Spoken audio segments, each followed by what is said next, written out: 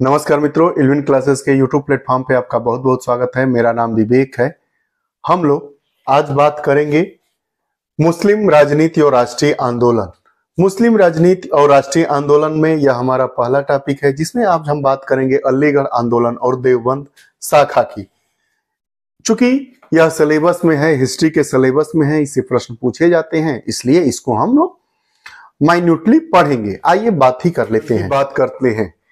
Sir Syed Ahmad खां भारत में मुसलमानों के धार्मिक सामाजिक सुधार आंदोलन के सूत्रधार थे। जो सर सैयद अहमद खां थे, उनका जन्म दिल्ली में 1817 में हुआ था। सर सैयद अहमद खां ने लायल मोहम्मदन ऑफ इंडिया नामक पत्र का संचालन किया। पूछता है कि लायल मोहम्मदन ऑफ इंडिया नामक पत्र का संचालन किसने किया, तो सर सैयद अहमद खां ने, तथा कुछ यूरोपीय रचनाओं का अरबी, फारसी व उर्दू में अनुवाद कराया। ये विद्वान व्यक्ति थे।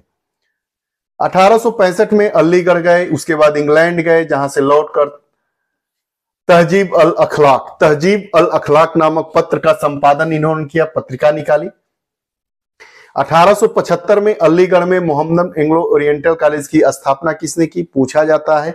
कब किया गया? 1875 में। कहां किया गया? अलीगढ़ में।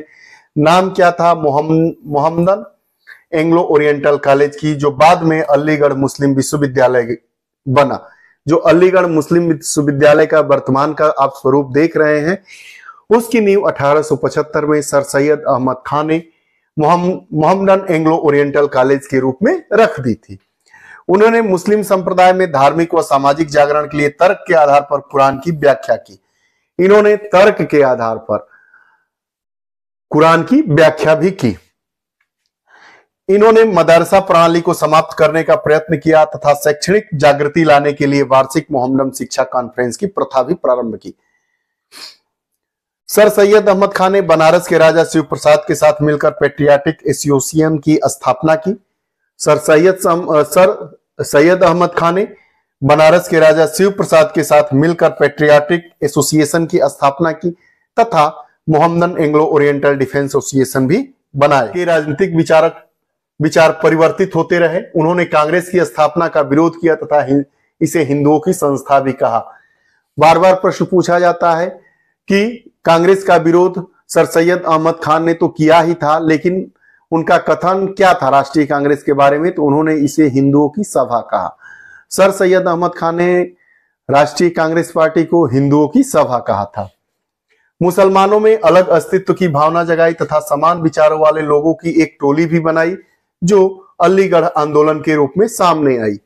सर सैयद अहमद खां की विचारधारा के प्रमुख समर्थक सहयोगी दिल्ली कॉलेज के मौलवी नजीर अहमद, मौलवी जकाउल्ला, चिराग अली, अल्ताफ हुसैन हाली, मौलवी सिबलू नुमानी, खुदाबख्श यूसुफ अली और इकबाल इत्यादि थे। जो सर सैयद अहमद खां की विचारधारा के प्रमुख समर्थक कौन कौन से थे? दिल्ली कॉलेज के मौलवी नजीर अहमद, मौलवी जकाउल्ला, चिराग अली, अल्ताफ हुसैन हाली, मौलवी सिबलू नुमानी, खुदाबख्श यूसुफ अली और इकबाल थे। ये रही बात अलीगढ़ आंदोलन की। सर सैयद अहमद खां के बारे में प्रश्न पूछे जाते हैं।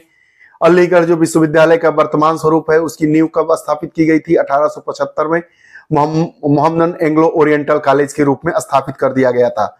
सर सैयद अहमद खान ने कांग्रेस का भी विरोध किया। कांग्रेस को उन्होंने हिंदुओं की सभा कहा। उन्होंने जो पत्रिका निकाले, उनका भी जिक्र हमने पढ़ा। उससे जब अलीगढ़ आंदोलन पूछा जाएगा तो उसमें सारे प्रश्न आ जाएंगे। ऐसी उम्मीद के साथ इस कक्षा को हम लोगों ने फ्रेम किया है। मुसलमानों में सुधार की सामान्यतः दो धाराएं थी। दूसरी धारा के लोग इस्लाम को परंपरागत रूप, शुद्ध रूप में चाहते थे। इस्लाम का जो परंपरागत स्वरूप था उसको शुद्ध रूप में चाहते थे तथा व्यवहार में परंपरा, कुरान व हदीस को प्रमुखता देते थे। देवबंद शाखा के जो प्रमुख नेता थे, मौलाना, मौलवी, उलेमा और पीर थे। मौलाना, मौलवी, उलेमा और पीर थे। सामान्यतः भारत में इसी वर्ग का वर्चस्व रहा। अभी भी आप देखते हैं मौलाना है, यह लोग देवबंद शाखा थी। मुस्लिमों की एक देवबंद शाखा थी, जो मतलब चाहते थे कि जो हमारा इस्लाम धर्म है वह उसी रूप में चला आए, उसमें कोई सुधार ना हो, एकदम वही चाहते थे। देवबंद आंदोलन का प्रतिनिधित्व मोहम्मद कासिम ननौतवी तथा रशीद अहमद गंगोही ने किया। देवबंद आंदोलन का प्रतिनिधित्व किसने किया? कासिम ननौतवी और रशीद अहमद गंगोही ने किया। जो 1857 के विद्रोह में उनके अन्य साथी हाजी इमादुल्लाह थाना भवनी और उनके अनुयायियों ने भाग लिया, परंतु विद्रोह की असफलता पर मक्का चले गए। जब विद्रोह की असफलता के बाद वो लोग कहां चले गए? मक्का चले गए। आप जानते हैं कि 1857 का जो विद्रोह था वो प्रथम स्वतंत्रता संग्राम का विद्रोह था, लेकिन वो असफल माना जाता है। असफल माना गया, इसमें जो ये मौलवी लोग भाग लिए थे उसके बाद वो मक्का चले गए। और जब रशीद अहमद गंगोही गिरफ्तार कर लिए गए, 1866 को मौलाना कासिम ननौतवी ने देवबंद में मदरसा दारुल उलूम की स्थापना की।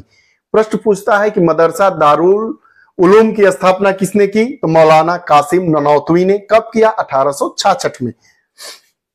पहले इसका नाम मदरसा इस्लामिया अरबिया था। यहां पर मौलिक इस्लामिक परंपरा से शिक्षा दी जाती थी। जो मदरसा इस्लामिया अरबिया था वहां पर मौलिक इस्लामिक परंपरा से शिक्षा दी जाती थी। इन्होंने भारत को दारुल हक कहा और हिंदुओं से सहयोग की बात भी की। जो देवबंद शाखा थी उसके जो लोग थे उन्होंने हिंदुओं से सहयोग की बात भी की, तभी तो वो लोग 1857 की क्रांति में भाग लिए थे। 1888 में यहाँ के उलेमाओं ने सर सैयद अहमद खां द्वारा स्थापित संयुक्त भारतीय राजभक्त सभा और मुस्लिम एंग्लो ओरिएंटल सभा के विरुद्ध फतवा दिया और अंग्रेजों का विरोध किया। अंग्रेजों का इन्होंने विरोध भी किया। 1919 में जब मुफ्ती लियाकुतुल्लाह ने के द्वारा जमीयत उलमा ए हिंद की नींव रखने पर देवबंद शाखा के लोगों ने देश को स्वतंत्र करने में भाग लिया।